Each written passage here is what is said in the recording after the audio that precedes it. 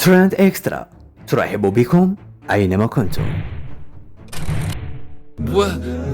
بابا جاب الاساتذه، راه جوزت الاساتذه بلا ما يقول لنا، بلا ما يقول حتى بعد 31 سنه بعد.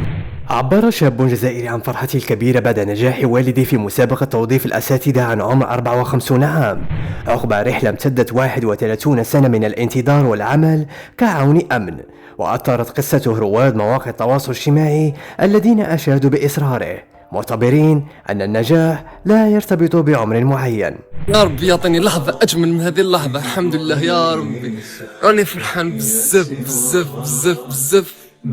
بابا جاب الاساتذه، راه جوزت الاساتذه بلا ما يقول لنا، بلا ما يقول حتى بعد 31 سنه بعد 31 سنه تاع اجو سيكيوريتي، راه جوزت الشريعه والحمد لله يا ربي، الحمد لله يا رب.